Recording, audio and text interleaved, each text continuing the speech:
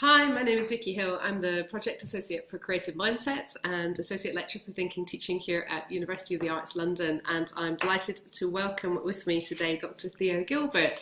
Theo is a Senior Lecturer in the Centre for Academic English in School of Humanities at the University of Hertfordshire, and we are here today to talk about compassion. I heard your work. Welcome, Theo. Thank you, Vikki. I heard you speak quite recently at the HEA Attainment Symposium on compassion and found it incredibly compelling, and felt that there were some really strong connections with the work that you were doing and also the Creative Mindsets project.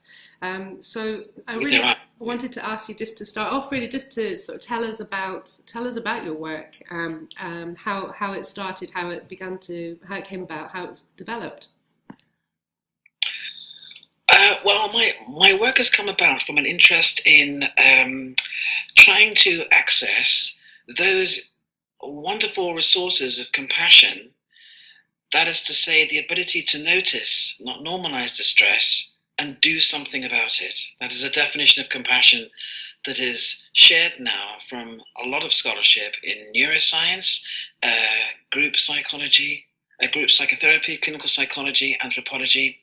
So on that basis, using that definition, I was wondering what we could do to release students' own resources rather than lock them down in a very heavily individualistically neoliberal competitive institution that HE has in many ways become, how we could release those resources into specifically the learning environment. What then happens to students' ability to support each other socially and in their learning in ways that they have always been able to, but have been perhaps constrained not to for that individualistic competitive environment.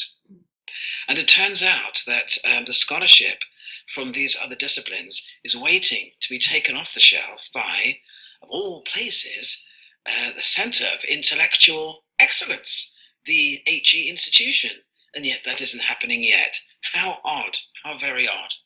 From the point of view of anthropology, though, just that discipline alone, there's a great deal we can offer students in terms of making them absolute Jedi masters at taking care of each other, very often in non-verbal ways, through body language, what I call the micro skills, the micro behavioral skills of compassion in group work. And that's very useful because group work, as you know, is very much relied on in many universities now, partly because of widening participation, but because of other things too.